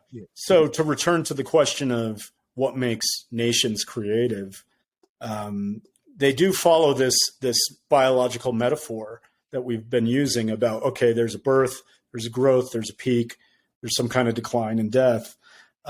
Well, there's no reason to think one world state wouldn't be susceptible to that same set of forces, whatever they are. I mean, it could be some underlying cultural piece, like we said with the meme about good men, tough men, strong men, weak men. It could be, I get into the book a little bit about the political economy of, insiders erecting barriers to entry. I think those accumulate over time. But whatever the factors are that lead to the death of cities and nations and civilizations, I don't think we have a good answer yet of how to turn that around. So if your idea is to create one world government, we also create the danger of bringing the world into stagnation, because we do need islands like the Galapagos where things can develop on their own without being influenced by what's happening on the other island. And that gets into the rich cultural stuff too, where the music and the food and the poetry is really tied to a specific people and place. Yeah. And the criticisms of globalization, I think, are quite strong when they're on that cultural angle too. It's like we should, this homogenizing low level culture of, whether it's McDonald's food or bland TV, we really need some independence among nations if they're going to have any independent character and therefore any independent art that has a different flavor to it. I think one of the terrorists from 9/11, the thing that set him off was he started seeing, like, I don't know if it was a McDonald's or another Western store or something like that pop up in Saudi Arabia.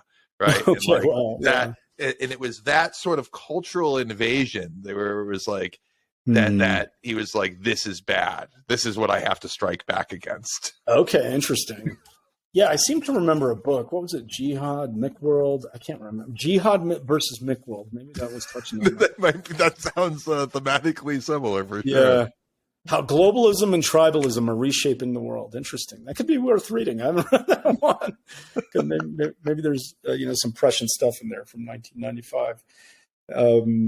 Yeah, that's interesting, right? I think it's important to see, in order to see ourselves in the mirror, I think sometimes we need these outsiders to see what they're criticizing. A couple other examples might be Ted Kaczynski. I think, deserves punishment. But on the other hand, some of his insights into what's wrong with modern life are trenchant. He was scary right about some things.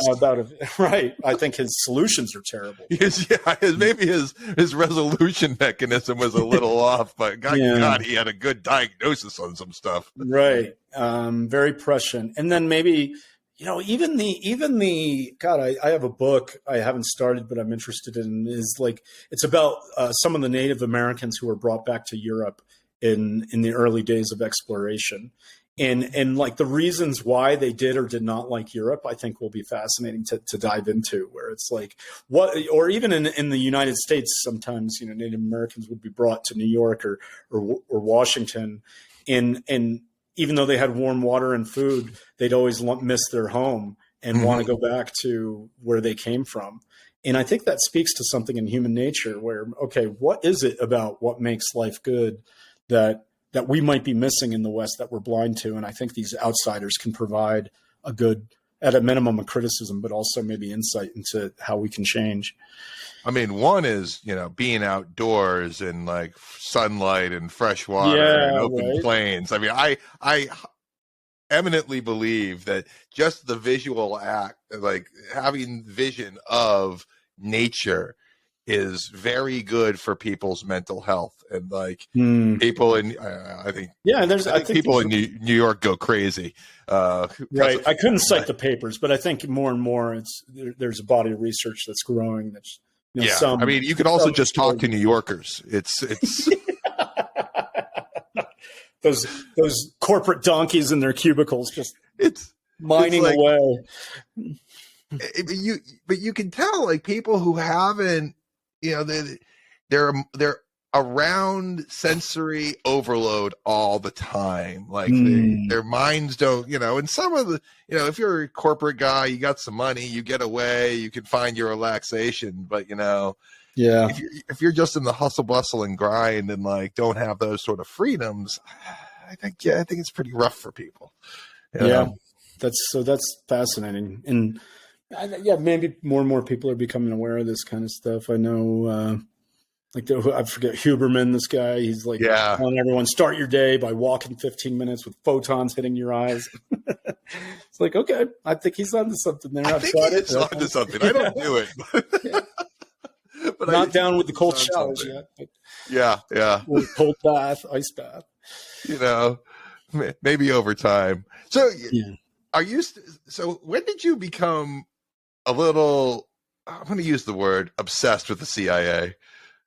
Oh, yeah. So that's my personal story where, and I talk about this in the book. So I grew up, well, maybe by way of further background. So to tie back to this question of what makes individuals creative, one of the things I learned from Thiel was the work of Rene Girard, the Memetic stuff. And in Girard's monographs on the Scapegoat and elsewhere, he was obsessed with the madness of crowds and witch hunts.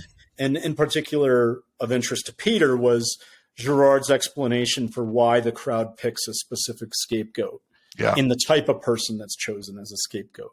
And what Girard says is the scapegoat is often a figure who has a polarity or paradox about them. They tend to be insiders and outsiders.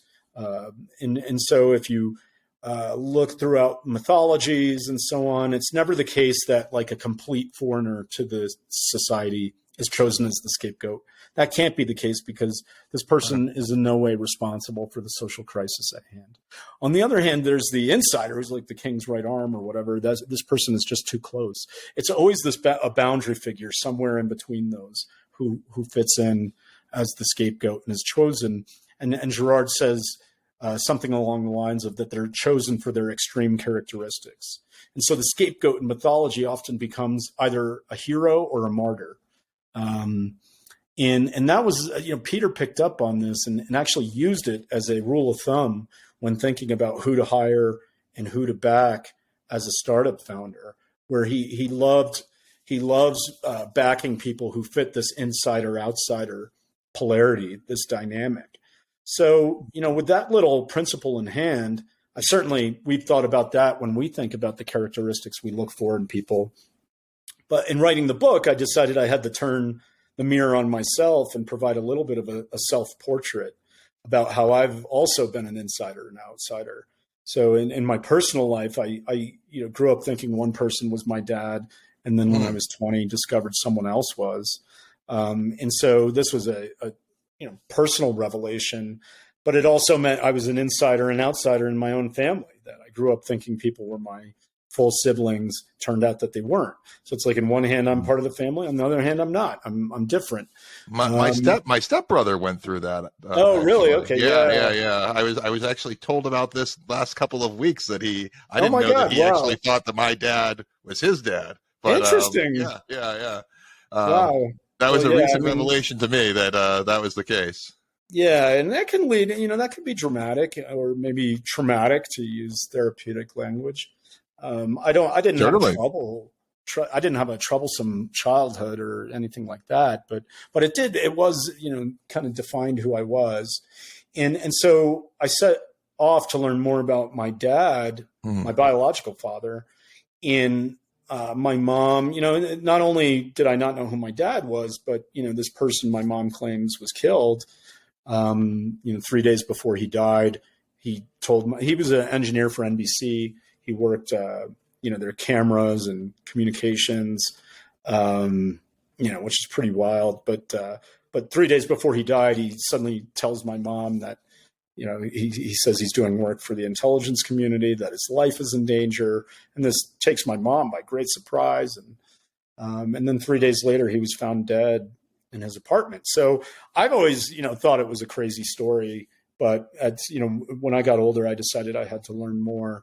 And so I do weave a little of that into the book because I wanted to, it's more in the sense of, that's why you wanted to see the files. Yeah, right. So that's what motivates me and maybe what makes me different. And so in the process of trying to understand who my dad was, I got obsessed with the history of intelligence and espionage and spy novels and stuff. When I was younger, I applied for a job at the CIA. I interviewed with them and then that failed. And then, later on in life, I've just, learned more and more and talked to different people. So, it's a little bit of a personal obsession of mine just because of my personal I've had a similar obsession, not for the same reason. Oh, really? So what's yours? Just because because I find the idea of wielding power in that way interesting. I've just always found that sort of cloak and dagger kind of stuff fascinating. Yeah. And it makes for great storytelling. There's so many different themes because it's a wilderness of mirrors. You don't know who to trust. Yeah. The good guys are lying. The bad guys might not be. Well, and I think the lines between good and bad blur themselves at that level. It becomes this weird confluence of personal and professional interests and the boundaries. The best spy novels I find are the ones in which the protagonist has at least two sets of opponents. Mm-hmm. There are the traditional bad guys who could be, let's say, the KGB or someone like that. But then the other bad guys are actually their own institution. And especially if it's misguided and bureaucratic or something. Like I think this was something John le Carré mastered where, Smiley and some of his protagonists, they're always contending, like they have to deal with the opposition from the idiots in their own office, but then they also have to, deal with the villains on the other side as well. I'm not interested in, if it's just like white hat versus black hat, that tends to be less interesting and less true to life, I think. And I think,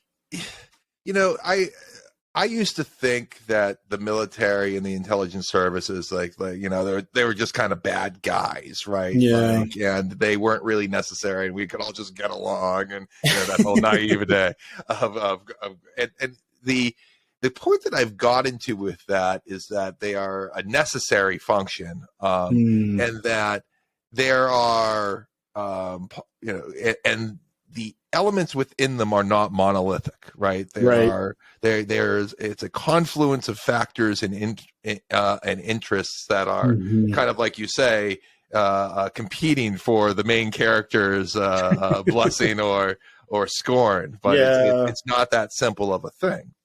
Right. And I think libertarians are, they're so, I'm talking for myself here. It's like, I'm so paranoid about government power, very afraid of what it can do, but we shouldn't discount what the power of other governments can do. Exactly. You think the Chinese wouldn't do some shit to us? Yeah. Given the opportunity or what have you? Yeah. I think that, in the CIA, I think they even define intelligence on their own website. It's often characterized as, obtaining information on the plans and intentions of adversaries, something like that. But maybe the fundamental question of intelligence is really who is a friend and who is a foe. Mm-hmm. And that is important, I think. And I don't know, maybe all else falls out from that is like, how do we know if someone is a friend of ours or an enemy? And if we can make that distinction with accuracy, I think that's important.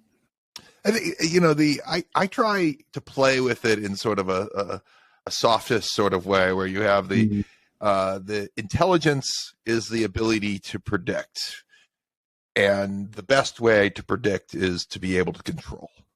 Yeah, that's good. And that is when I came up with that one, I was like, that to me kind of solidified to my mind why the intelligence community operates in the way that they do and the importance of it to operate in that way. Yeah, right. You want to know who's friend or foe, but more importantly, you want to be able to know what they're going to do.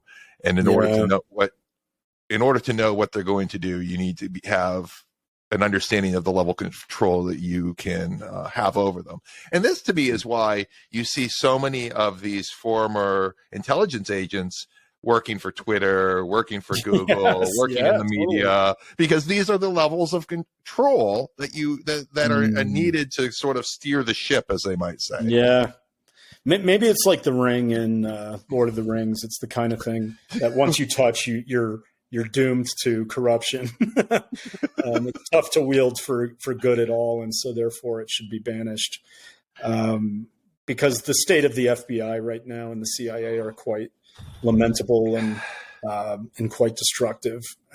So I don't know. It's really hard for me to empathize with them, with how they're wielding some of this power. Yeah. It's very difficult for me to say that the FBI should be doing all this COVID information suppression. Oh, I know, right? It's like, but if we take a bulldozer and flatten the two agencies, it's like how, and we were to start from scratch, I wouldn't know how do we no put idea how you put Humpty Dumpty back together. Yeah, right. Like it feels like an unsolvable problem in that way. Like you just can't fire these people.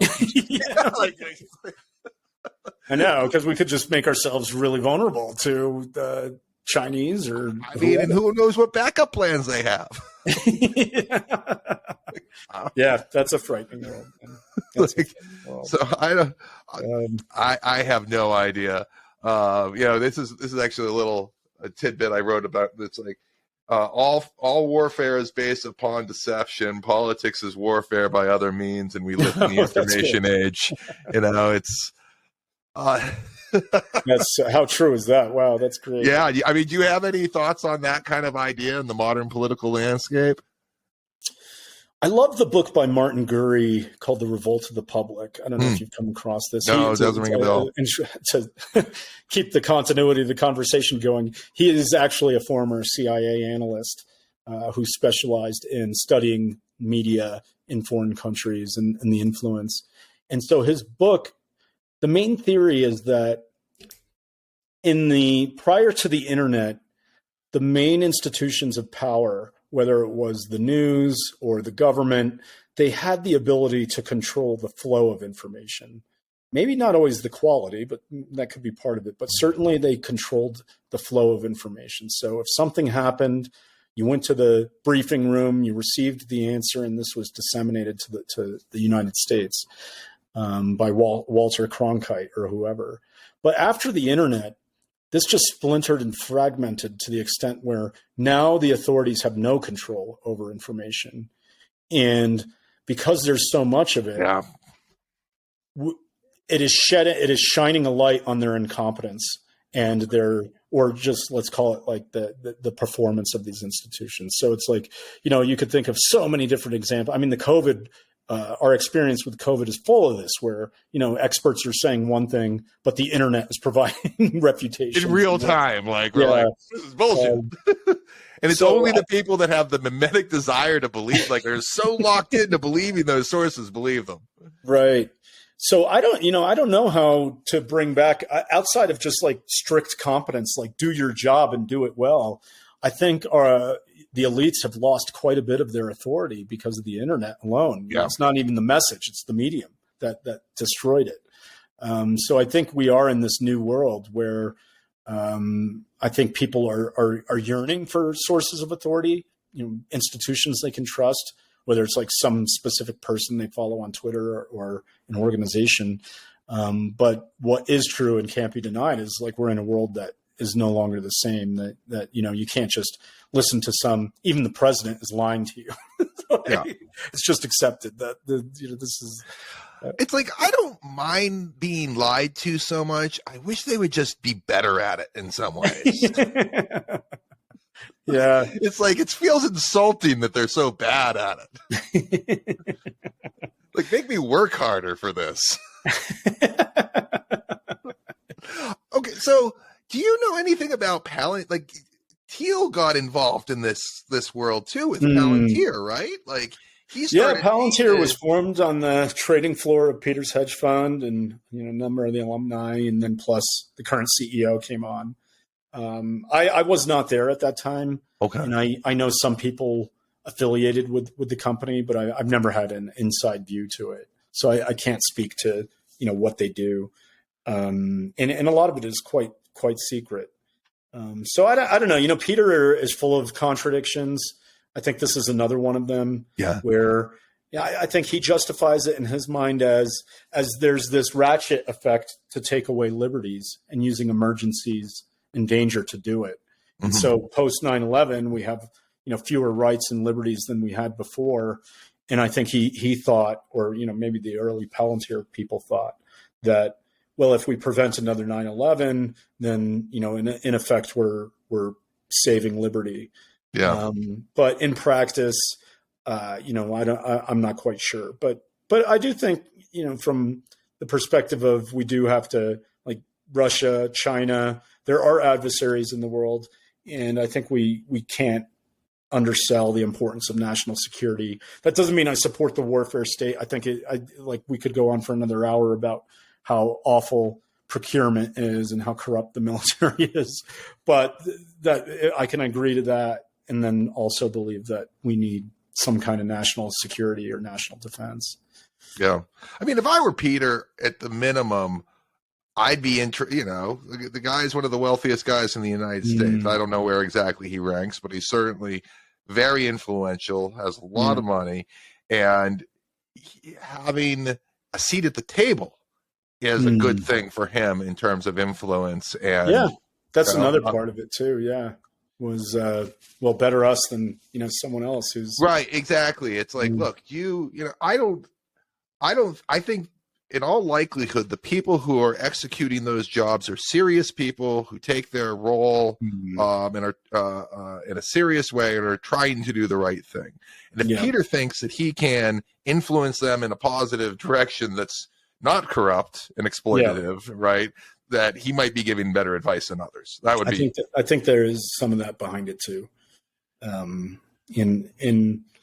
we'll see what happens, and I hope they're doing a good job.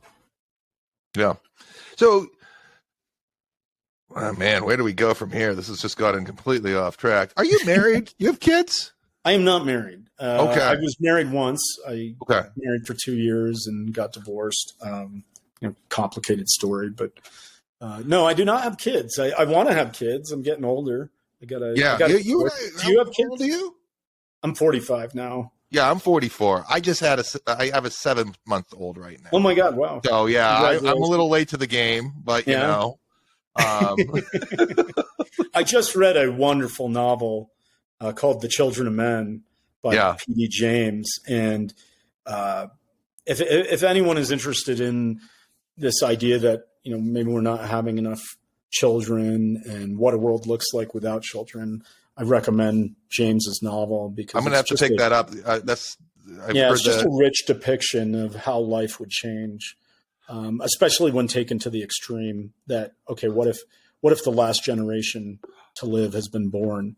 The premise of the novel is that men have become infertile and no new babies have been born in 20 years. So that world, her depiction of that world is wonderful cultural commentary and a good reflection of our own world. I saw the movie afterward. I'd seen the movie a long time ago. Clive Owen.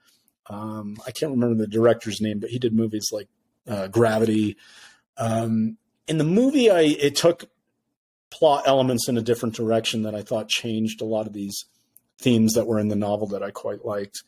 So I don't recommend the movie, but the book is fantastic. But having read that, this kind of stuff is getting on my mind, where I've been working my ass off for a long time. And at some point I do want to have kids and have a healthy romantic. I recommend it, man. It's awesome. Yeah. Like, there's no better thing than like watching her try to climb up on a chair and fall over. Right. It's cool. It's cool. And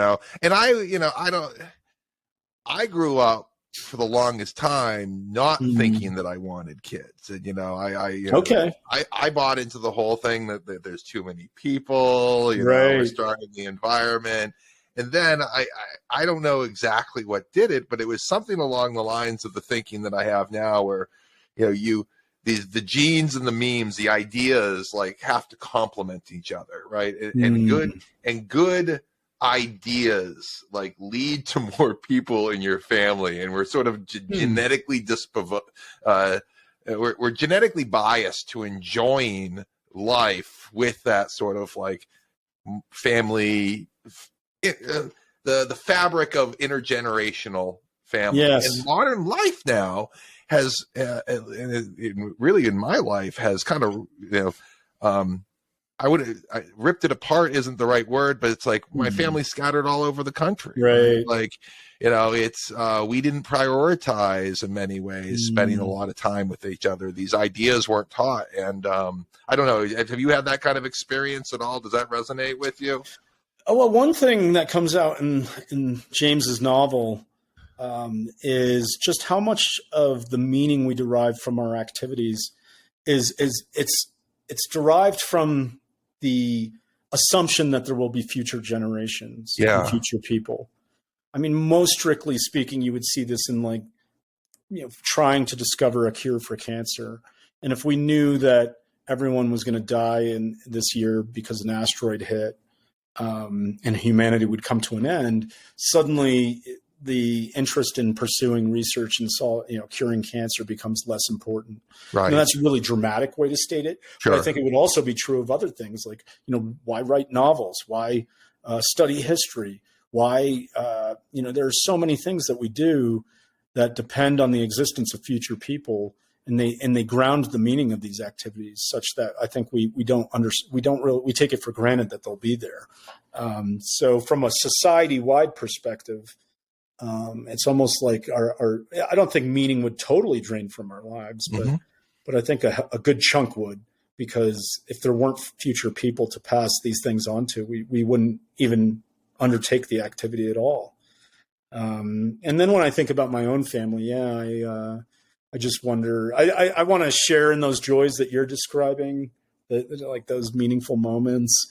But there's also just the continuity of wanting to pass down the things I've learned, or, the ways of life in my family, that, the way my mom makes her turkey and she learned from her mom and that kind of stuff, so that's something like, that's important to me more as I get older.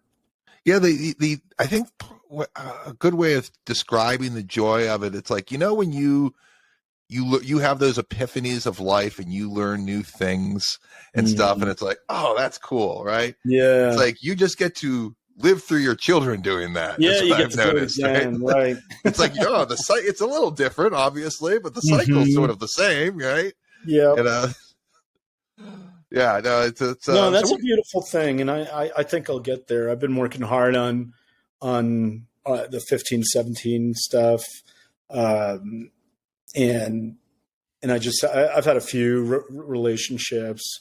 And it's just been hard. Like you're a good-looking, successful guy, man. Get out there.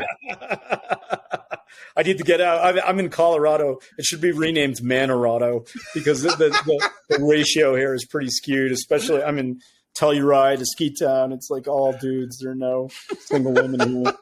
I do have to get out and meet more people. And then the other thing about it was, like, I've dated people who were. My last girlfriend was a ER doc, and she loved her profession and she worked hard at it. But I tell you what, it's hard when two people. It's hard to be in a long-term relationship that can last if both of you are working so damn hard. Yeah, man. My wife is a PhD biologist, and it's She does a lot better than me these days, so it's tough. but I'll get there. I mean, I get to be a little bit more selfish as a dude. That I'll still be able to have kids. Fingers crossed in 3-5 years, let's say. Whereas women face different choices. Yeah. Oh, yes, sir. Yeah. What else do you do when you're not studying, investing, and trying to solve the world problems? Do you have any other hobbies? Now this is me relationship coaching you. Okay. Yes, I am in the mountains for a reason. I love hiking. So cool. I love connecting with nature that way. A really tough hike that leads to a beautiful spot is something I love to do in the summertime. I've been snowboarding a lot this winter, which has been great. And then, let's see, there are things I miss that I don't have here in this town. Like I miss having great conversations with friends in a city, the conversations you like hear about in cafes and stuff. Like I long for the craziness of San Francisco or or talking to just like even artists and people in the film industry in LA. When I lived there, it was always fun talking to them. You need to start a podcast. Yeah, I know. I should. That's where I get it these days. Right, exactly. I should do that. I don't know. How about you? Me? Oh gosh. I enjoy. I'm spending a lot of my time doing the podcasting thing these days. My Twitter addiction is through the roof. And that's dangerous. I'm no health expert, but that could be dangerous. Jiu-jitsu. I've been spending a lot of time doing jiu-jitsu in my free time. I try to do that like 4 or 5 days a week if I can get out of the house and do that. But I'm a white belt and I've been doing it for about 2 years. And what's that? Is that the beginner level? That's the beginner level. Yeah. Okay, But I'm like 6'1" and 230, so I have that like advantage. Yeah. But I think, I want to stay in shape. I've been trying to do more. Hiking is great, but I think I need to get on the bike more and probably have a better diet as well. But I mean, I don't know how COVID hit you, but we were just locked inside and it was like no sports, climbing gym. Like my wife got me into rock climbing, which is great. Okay. But we stopped being able to do that and we were like eating and drinking too much. So it was like right after COVID left, I'm like, I gotta start doing something else. That's when I knew COVID policy was bad shit. I lived in Venice Beach and they brought the bulldozers and pushed all the sand into the skate park, and I used to work out at the Muscle Beach and they closed all that. I was like, this is where we should be. that was the most maddening thing. It's like, you guys are worried about the people outside? This is like we're taking out the outside recreation? Like, but we can go to Walmart? What in the world is horrific going existence. On? You can leave your house to go to Walmart or Target, and here's a drug from Pfizer, and enjoy it. It's like it's the first step to putting you in the pods. Totally, man. The VR. Michael, this has been a lot of fun. So glad you came on the Furrowed Brow. Hopefully, maybe you'll come back again and chat with me. It's been a pleasure, my man. Appreciate you. Yeah, thanks so much for having me on. Awesome. All right, take care, my friend. Okay.